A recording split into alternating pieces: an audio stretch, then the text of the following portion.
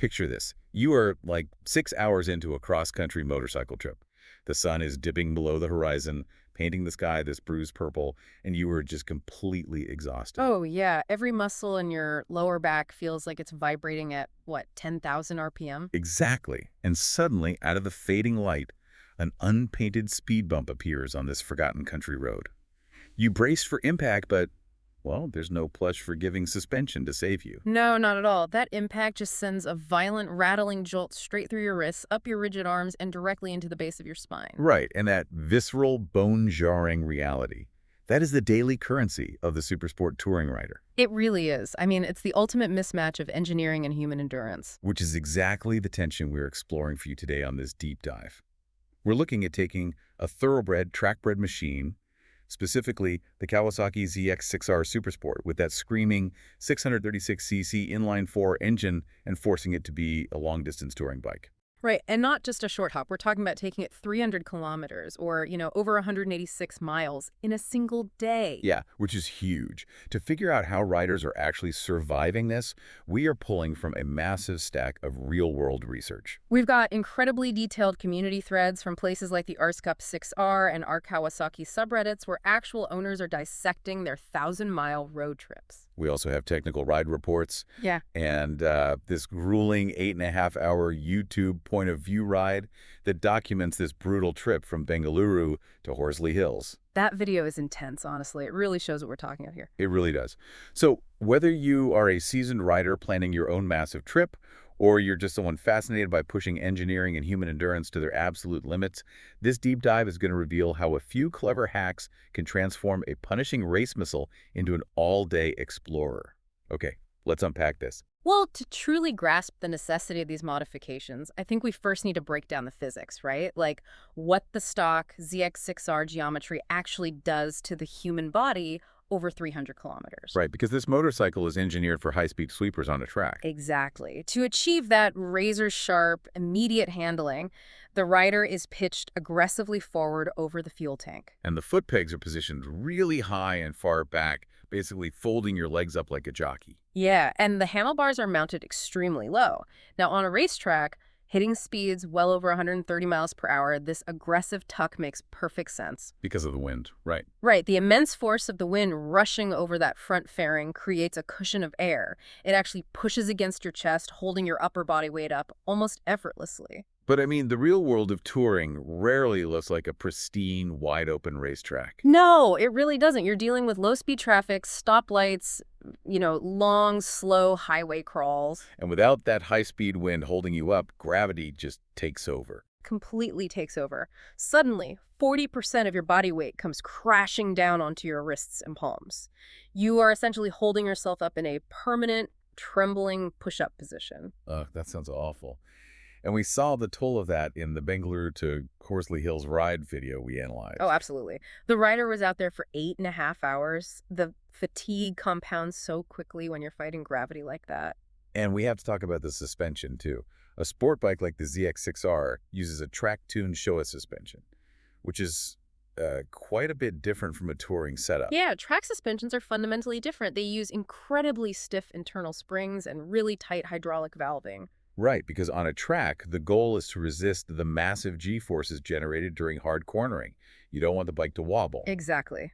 But that means when the tire hits a pothole on a public road, the stiff springs simply cannot compress quickly enough to absorb the blow. It just bypasses the suspension entirely. Pretty much. Wow. The energy transfers directly into the rigid aluminum chassis and travels straight up into the rider's spine. Combine that physical battering with the heavy protective gear required for riding like those thick Alpine Stars SP8 air leather gloves the rider in the video noted. Oh, yeah, he mentioned they were severely cramping his hands from working the heavy clutch in traffic. Right, so the physical exhaustion becomes a massive safety liability. Hearing all of that, I honestly feel compelled to challenge the basic premise here. Okay, lay it on me. It sounds like taking a thoroughbred racehorse and forcing it to pull a plow. I mean, why even try? Why not just buy a sport touring bike that is actually built for this? It's a fair question, and the answer really lies in the emotional payoff, which we will definitely dissect a bit later. Fair enough. Riders are just addicted to the specific feedback and engine character of the ZX6R. But, to survive the journey to those good roads, they have to solve this comfort puzzle. And the absolute first piece of that puzzle-like, the golden rule from seasoned long-distance supersport riders, is what the community calls the luggage rule. Yes, the luggage rule. You must unconditionally ditch the backpack. I was reading this really fascinating breakdown from a rider who took their 2019 ZX6R on a 1,000-mile road trip, and they stressed this point so heavily. Because a backpack acts as a brutal force multiplier for the bike's aggressive forward lean. Right, it creates this cantilever effect, doesn't it? Exactly. Because your torso is angled forward, having 15 pounds of gear strapped to your shoulders means gravity is continuously pulling that weight down and forward. Leaving your lower back to act as the fulcrum, bearing all that multiplied stress. Right. So the mantra is, you pack the bike, not the body. And the solution these riders employ is moving their belongings into a tail bag, strapped firmly to the passenger seat. Yeah, and utilizing a tank bag that mounts magnetically or with straps right in front of the rider. Removing that weight from the spine is obviously liberating, but the tank bag serves a secondary, perhaps even more critical function for endurance. And here's where it gets really interesting. Oh, the tank rest hack. It is genius. The tank bag literally acts as a structural support system. On those endless, boring highway stretches where the wind isn't strong enough to hold you up, you can physically drop down and rest your chest flat on top of the tank bag. It essentially becomes a padded chest rest. Yeah. You're suddenly taking 100% of the pressure off your wrists and your lower back, letting the motorcycle's chassis carry your body weight. It is a brilliant zero-cost ergonomic hack.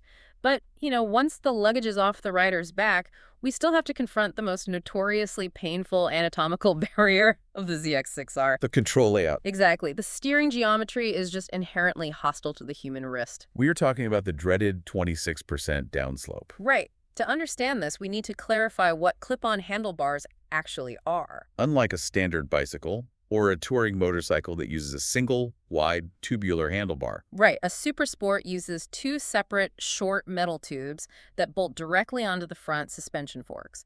And on the ZX6R, these clip-ons slope downward at a severe 26% angle. Now, on a racetrack, that downward angle allows you to tuck your elbows in really tightly for aerodynamics, right? Yeah. And it gives you maximum leverage when you are hanging completely off the side of the bike, dragging your knee in a corner. But on a straight highway during a long-distance tour, that 26% angle forces the rider's wrists into this severe, unnatural contortion. Your hands are bent outward and downward. And furthermore, because the grips are mounted so low relative to the seat, your torso is pitched incredibly far forward. Which requires you to violently crane your neck backward, basically hyperextending your cervical spine, just to lift your chin and see the road ahead of you. Which sounds awful, and it is. But we looked at a highly detailed report from an owner who clocked over 13,500 miles touring the sweeping curves of the Blue Ridge Mountains on their modified ZX6R. Yeah, and they cured this ergonomic nightmare with two very specific calculated changes. First, they swapped out those stock clip-ons for 1.5-inch risers, specifically using a brand called Helibars. Helibars are fascinating because they don't just raise the grip straight up, do they? No. They subtly flatten out that brutal 26% wrist angle, bringing the hands closer to the rider and putting the wrists in a much more neutral, relaxed alignment. And then the second modification was lowering the seat height by 1 full inch. Right, and the biomechanics of combining those two changes are actually profound. How so? By bringing the hands up 1.5 inches and dropping the hips down 1 inch, you fundamentally rotate the rider's entire pelvis backward. Oh, so instead of the spine being stretched horizontally over the tank, the vertebrae are allowed to stack more vertically. Exactly. So lifting your heavy helmet to scan for traffic suddenly takes zero muscular effort. Okay, but altering the geometry of a motorcycle always comes with consequences. Does altering the rider triangle like that, raising the bars, dropping the seat, Does that ruin the legendary front-end handling that people buy the ZX6R for in the first place? It's a big debate. Purists will argue endlessly about altering factory geometry. Because the track bike needs your chest weight pushing down on the front tire for cornering grip, right? Right.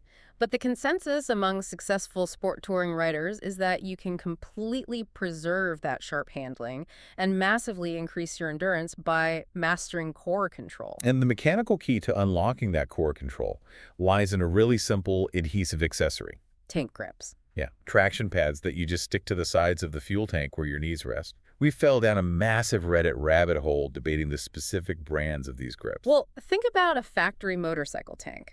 It's painted to be glossy, so it's incredibly slippery. Now think about the physics of deceleration. When you are traveling at 60 miles per hour and you squeeze the front brake, the motorcycle slows down violently. But your body wants to continue moving forward at 60 miles per hour. And if the tank is slippery, your lower body slides forward until your groin literally smashes into the metal tank. Yeah, not fun. So to stop that from happening, you instinctively lock your arms out straight, bracing all of your forward momentum against the handlebars. Which is the worst possible thing you can do for handling. The absolute worst. If your arms are rigid, bearing 50 pounds of forward force, you cannot provide the smooth, delicate, millimeter-precise inputs required to steer the motorcycle through a corner. Tank grips solve this physics problem entirely. They do. And the sources highlighted two major players in the tank grip space: TechSpec and Stomp Grip. Right. The TechSpec pads use this softer, rubbery snakeskin material.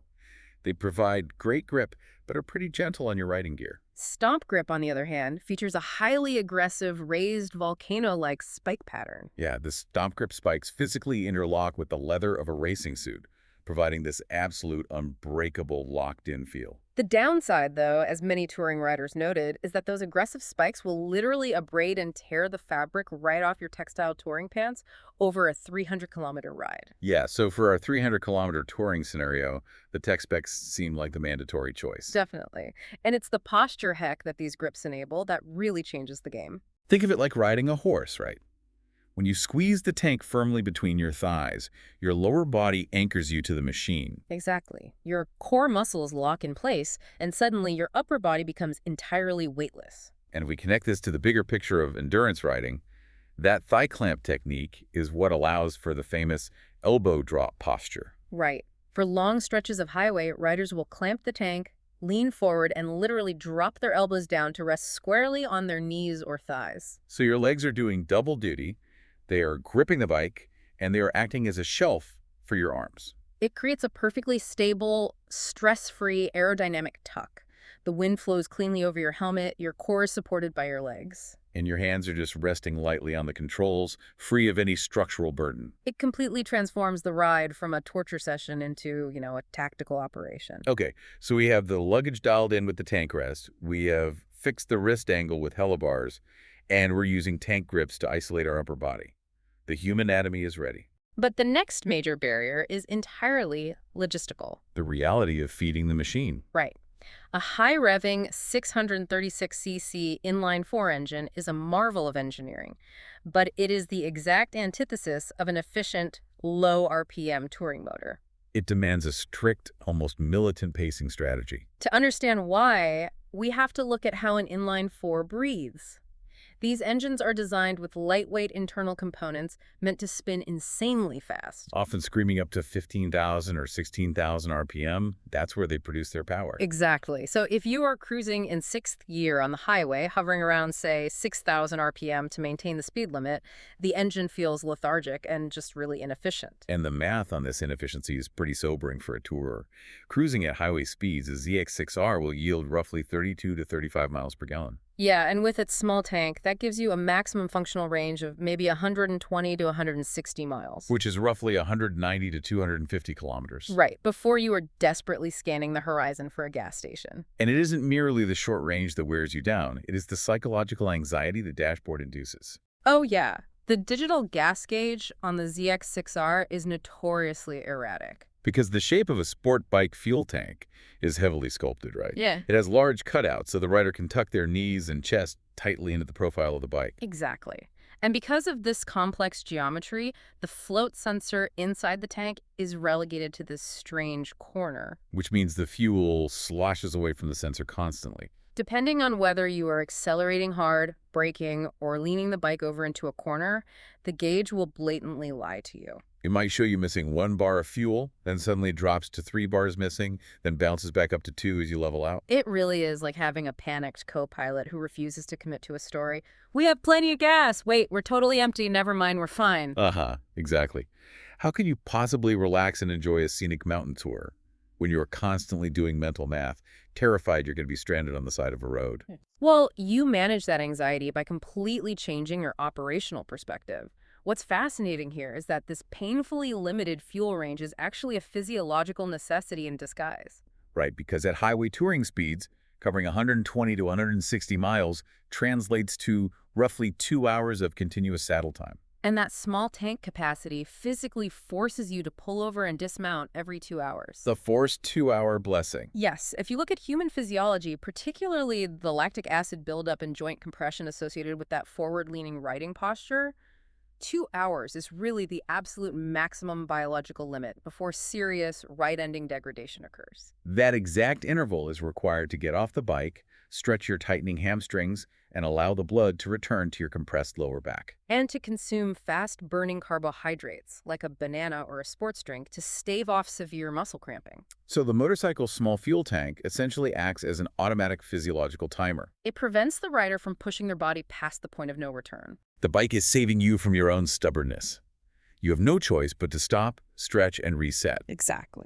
But even with all these clever hacks, the tank grips, the modified helibars, the 2-hour forced stops, how does the ZX6R actually react to the unpredictable, often hostile environment of a real-world tour? Well, that is where the reality of the chassis and the electronics comes into stark focus. We have to revisit that Bengaluru to Horsley Hills point of view video. Right. The rider endured incredible psychological and physical drain the moment the environmental conditions degraded. Because a tour isn't just pristine, sunlit highway asphalt. In that video, as the sun went down, the rider was navigating pitch-black country roads. And the ZX6R's aerodynamic flush-mounted headlights are decent for being seen by other cars, sure. But they do not cast a wide, illuminating beam into the periphery like the massive spotlights you'd find on a dedicated adventure touring bike. So you're basically plunging forward into a tunnel of darkness, Yeah. unable to see animals or debris on the shoulder. And then the video shows them hitting small, congested towns. Suddenly, they are crawling at 10 miles per hour through chaotic, unpredictable traffic. And at 10 miles per hour, all that agonizing pressure we talked about earlier comes rushing right back onto the hands. Because you can't use the wind to hold your chest up anymore. Right. And you are constantly slipping the heavy clutch just to keep the high-revving engine from stalling. Plus, the heat radiating off the engine into your legs is unbearable at those low speeds. It's miserable. And this specific environmental friction brings up a great debate we found heavily discussed in our research. The comparison to a modern naked street bike, right? Yeah, like the Yamaha MT-09, comparing the touring viability of the ZX6R to something like that. The MT-09 represents a completely different philosophy of motorcycling. Which raises an important question. If the MT-09 exists, why suffer on the Kawasaki? While the Yamaha MT-09 features a comfortable, upright, dirt bike-style seating position. But more importantly, it utilizes a CP3 engine. That is a cross-plane 3-cylinder engine. Right, and the cross-plane crankshaft provides an irregular firing order, which generates massive, punchy torque at very low RPMs. Ah, so unlike the ZX6R's inline-4 that needs to scream at 10,000 RPM to feel alive, the MT-09 leaps forward effortlessly the moment you twist the throttle at street speeds. Exactly. Combine that with advanced touring electronics like factory cruise control, and on paper, the MT-09 is just the vastly superior, logical choice for navigating the real world. It really is the ultimate head versus heart dilemma. The MT-09 is the logical, comfortable, torque-heavy choice.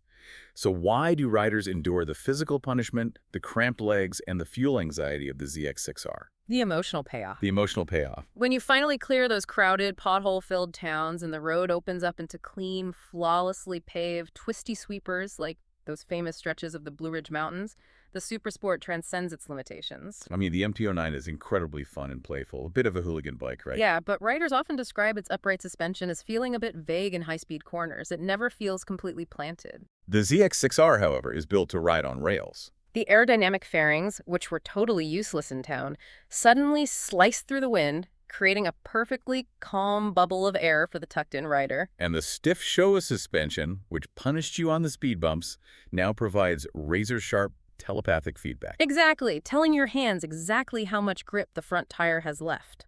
And that 636cc inline-4 engine, which was so lethargic and frustrating while cruising through city traffic, finally gets to breathe. The screaming Formula One-style exhaust note as you push past 12,000 RPM provides this intoxicating visceral rush that an upright, sensible street bike simply cannot replicate. It doesn't feel like a commute, it feels like an event. So what does this all mean? Well, it means touring 300 kilometers in a day on a Kawasaki ZX6R is entirely feasible. But it requires treating the ride less like a casual vacation and more like a highly tactical mission. You have to be deliberate in every choice you make before you ever turn the key. You pack the motorcycle, not your body, using the tank bag as a physical rest. You utilize smart ergonomic modifications like helibars to flatten the wrist angle. And tank grips to anchor your core, gaining leverage over the machine. And you rigidly manage your biological state during those forced 2-hour fuel stops, treating hydration and stretching as non-negotiable requirements. It really is a true labor of love. It demands meticulous preparation and a deep respect for the machine's true aggressive nature. Well, we want to thank you for joining us on this deep dive into the limits of two-wheeled endurance. While a Supersport clearly isn't meant for cross-country cruising straight off the showroom floor, we've seen how a few strategic tweaks really do allow you to have your track day cake and eat it on the highway too. But, before you head out on your next ride, we want to leave you with one final thought to mull over. Let's hear it. We started by comparing this motorcycle to an Olympic sprinter being forced to run a marathon. We have explored all the ways you can add the metaphorical cushioned shoes and hydration packs to help that sprinter survive the brutal distance. Right. But it leaves you with this lingering question to ponder. If you spend all this time and money heavily modifying a razor-sharp track machine with handlebar risers, lowered seats, and bulky luggage racks just to make it tolerable on the highway, at what point do you dilute the very magic that made you fall in love with a Supersport in the first place? Oh, wow. Have you successfully built the perfect do-it-all motorcycle, or have you simply compromised a masterpiece?